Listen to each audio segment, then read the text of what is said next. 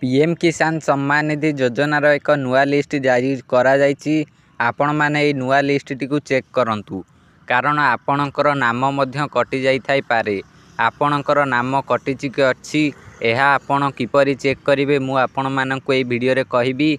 यही पीएम किसान सम्मान निधि योजनार पोर्टाल टी एबे किछि दिन आगरू 3 दिन पर्यंत बंद रही एबे पोर्टाल टी ओपन करा जायछि एई 2 दिन हबो।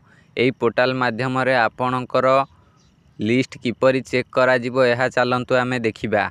आपण किपरि आपणकर मोबाइल साहाय्य आपण निजर लिस्ट देखिपारे आपणकर नाम अच्छी कि नहीं लिस्ट रे यह चलतु एबे देखिबा। जदि आपणकर नाम लिस्ट रे नथिबो तेबे आपण पीएम किसान योजनार लाभ नहीं पारिबे नाही। एबे चलतु लिस्ट टी को देखिबा। प्रथम रे आपण माने एई जो वेबसाइट टी पीएम किसान सम्मान निधि योजनार ऑफिशियल वेबसाइट यही वेबसाइट को आसीजे यार लिंक मु डिस्क्रिप्शन बॉक्स रे दे देछि।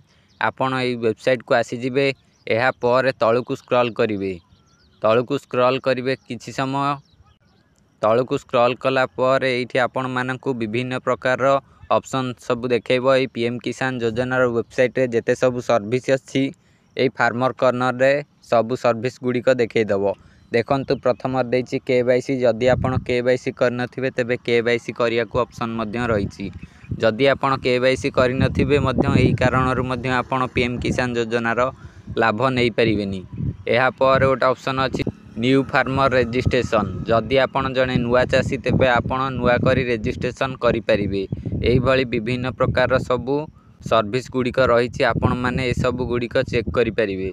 एठी देखंतु एही सर्विस मध्य रे आपणक आगे आ गोटे सर्विस देखाउछि बेनिफिशियरी लिस्ट। ए बेनिफिशियरी लिस्ट ऑप्शन उपरे क्लिक करिवे। ए बेनिफिशियरी लिस्ट रे आमे चेक करिवा हमर नाम लिस्ट रे अछि कि नहीं।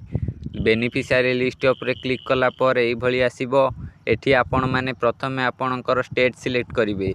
आ मोर स्टेट होछि ओडिशा मु ओडिशा सिलेक्ट करिवी। आपणकर जहा आपण से स्टेट सिलेक्ट कर देबे। एहा पर आइला डिस्ट्रिक्ट एबे मोर जहा मु से सिलेक्ट कली जाजपुर सिलेक्ट कली। तापर आसिला सब डिस्ट्रिक्ट मु मो सब डिस्ट्रिक्ट सिलेक्ट कली। तापर ब्लॉक सिलेक्ट करिवी। ब्लॉक पर विलेज ऑप्शन आसिला। एठी विलेज ऑप्शन सबु विलेज गुडी को देखे आपण आपणकर विलेज कोटा आपण एहा भितरु सिलेक्ट करिवे। ए देखंतु मु जुआडू हेले गोटे विलेज सिलेक्ट कर दउची। देखंतु एई प्रथम रे जो अभयपुर गाँटी अछि ए अभयपुर गाँटा को मु सिलेक्ट कर देली। एहा पर गेट रिपोर्ट ऑप्शन उपरे क्लिक कली। गेट रिपोर्ट ऑप्शन उपरे क्लिक कला पर पूरा लिस्ट टी आसी जिवो आपणक सामने रे। एठी आपण माने लिस्ट देखि परिबे। देखंतु अभयपुर 10 टी पेज अछि आपण 10 टी पेज आंक देखि परिबे। आपणकर मध्य एठी जेते जन लोक थिबे सेतोटी पेज देखैबो। गोटे 2टा 3टा 4टा 5टा जेतेटी आंक पेज आपण जाइथिबो आपण को सेतोटी पेज देखैबो। आपण से पेज को सिलेक्ट करी आपणकर नाम देखि परिबे। देखंतु ए रे जेतिक नाम एठी आसुची तापरे बी रे जो मानकर ए सइलानी एठी तापरे 2 नंबर पेज को जिबा। 2 नंबर रे बी आसी गला बी भी एठी सइलानी तापरे 3 नंबर को जिबा। एठी 3 नंबर रे बी सरी की सी आसी गला। सी पर एठी डी आसी गला। डी पर एफ आसी गला।